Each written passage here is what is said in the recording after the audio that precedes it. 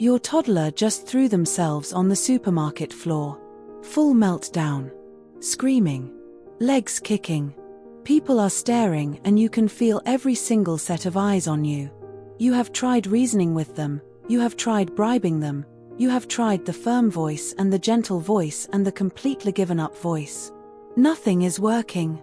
Here is what those staring strangers do not know, and what most parenting advice never tells you. What you are watching is not a behavior problem. It is not defiance, it is not manipulation, it is not a sign that you are raising a difficult child. What you are watching is a neurological event, and your toddler is not choosing it any more than they would choose to sneeze.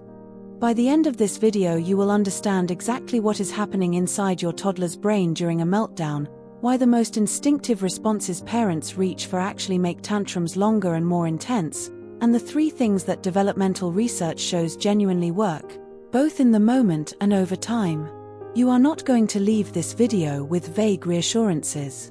You are going to leave it with a clear picture of what is biologically happening, and a framework you can use the next time you find yourself on that supermarket floor.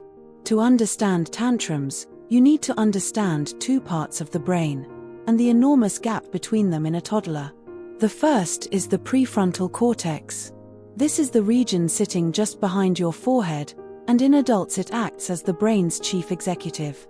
It receives emotional signals, assesses them, weighs up the options, and decides on a measured response. It is responsible for logic, impulse control, empathy, and emotional regulation. Here is the fact that changes everything. In a toddler, the prefrontal cortex is not just underdeveloped. It is, for practical purposes, offline. Neuroscientists estimate this region does not reach full maturity until a person is in their mid-20s. At age 2 or 3, the connections between this region and the emotional brain are so sparse they are almost non-existent. Now contrast that with the amygdala.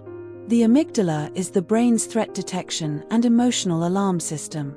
It is ancient, it is powerful, and it is fully developed in your toddler from birth. When your toddler encounters frustration, a toy that will not work, a biscuit that broke in half, a sock that does not feel right on their foot, the amygdala fires an alarm signal. In an adult brain, the prefrontal cortex receives that signal almost instantly and moderates the response. Yes, this is frustrating, but we are not in danger, let us manage this calmly. In your toddler's brain, that moderating system is not available. The alarm fires, and there is nothing there to contain it. What you see on the supermarket floor is that alarm, running completely unchecked. Dr. Daniel Siegel, clinical professor of psychiatry at UCLA and one of the world's leading researchers in interpersonal neurobiology, describes this as flipping the lid. He asks you to imagine the brain as a hand. Close your fingers over your thumb represents the emotional brain, your fingers represent the prefrontal cortex containing it. That is a regulated brain. Now flip your fingers up and open, the emotional brain is fully exposed, the thinking brain is gone. That is a tantrum. The lid is open. Your toddler is not being difficult. Their lid has flipped, and they are as overwhelmed by it as you are. This is not a character flaw. This is not a parenting failure. This is the unavoidable consequence of having a fully developed alarm system and a barely wired regulation system living in the same skull. Here is what this means for you in the real world. When your toddler is mid-tantrum, you are not dealing with a child who can hear reason.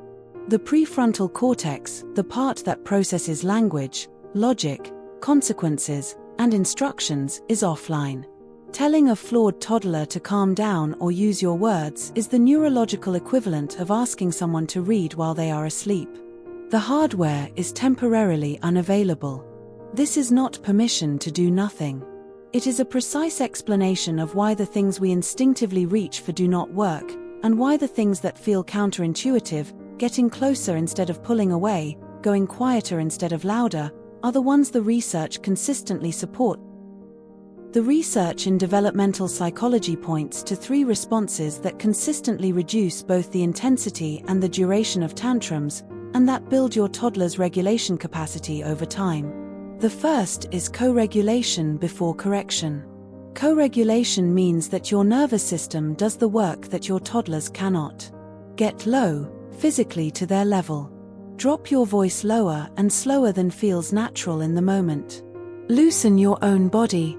Studies show that a caregiver's slowed breathing and lower vocal register directly influence a dysregulating child's cortisol levels within 90 seconds. Your calm is not passive. It is the most active and effective intervention available to you.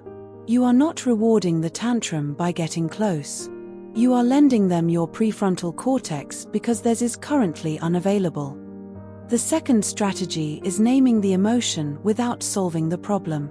Research from Dr. John Gottman's laboratory at the University of Washington found that children whose caregivers named their emotions during distress, not fixed them, not corrected them, simply named them, developed significantly stronger emotional regulation skills over time compared to children whose emotions were redirected or dismissed.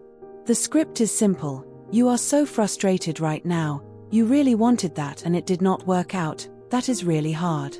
That is the entire intervention. No lecture. No solution. No consequence. Just a clear, accurate mirror held up to what they are feeling. This simple act begins to activate the language centers of the brain and starts the process of bringing the prefrontal cortex back online. You are not giving in to the tantrum. You are teaching your child the vocabulary of their own inner world. The third strategy is waiting for the window. A tantrum has a biological arc. It builds to a peak, and then, if the environment does not add fuel, it falls.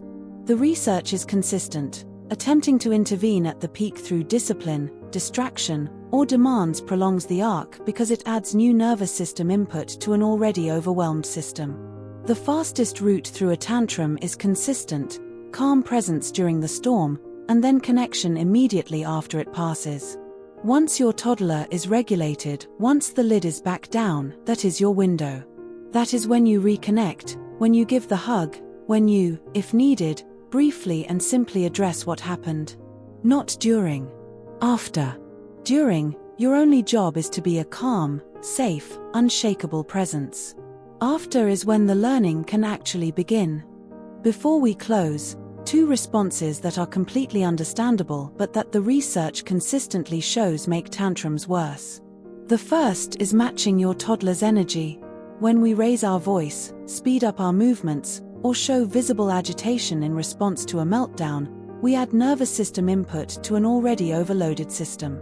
Your toddler's amygdala is scanning you for information about whether the situation is safe or dangerous. An escalated caregiver signals danger. That signal activates the amygdala further and extends the tantrum. Your stress is not a moral failing. It is a biological response to another person's distress. But knowing this gives you the chance to override it, to slow down deliberately when every instinct says to speed up. The second is the public shame response, the hushed tight-lipped "you need to stop this right now" delivered through gritted teeth in a supermarket aisle. Beyond the fact that it does not work neurologically because the language processing brain is offline, research from developmental psychology suggests that repeated shame responses during emotional dysregulation are associated with higher anxiety and lower self-regulation in children over time. Your toddler's nervous system does not distinguish between a shout and a tense whisper. It reads the body, not just the words. You are not a bad parent for having done this. Every parent in the history of supermarkets has done this. Now you understand why it does not work, and that understanding is the beginning of doing something different. Before we go, I want to say something directly to the parent who is carrying guilt right now about how they handled the last tantrum, or the one before that, or the one in the car park last Tuesday. You were trying to manage something you were never taught to understand. Nobody handed you a guide to the toddler brain when you left the hospital. You responded with the tools you had, and those tools came from your own upbringing, your own nervous system, your own exhaustion on that particular day. Today you got new tools. That is what brave parenting looks like, not getting it right every time, but showing up to learn and try again. Your toddler does not need a perfect parent. They need a parent who is regulated enough, present enough, and trying enough, and you have always been that. Every time you took a breath instead of matching their volume, every time you got down on the floor with them, every time you stayed in the room when leaving felt easier, you were doing the work. That is not nothing. That is the entire job. You are building something in your child that will outlast every tantrum they ever throw, and it is called safety. Little minds, brave parents. See you next time. If this video helped you see your toddler's meltdowns differently, please subscribe so you never miss what comes next. Every week we go deeper into the science of your child's mind, and every week it gets a little clearer. And if you know a parent who is in the middle of the tantrum years right now and could use this, send it to them. It might be exactly what they need today.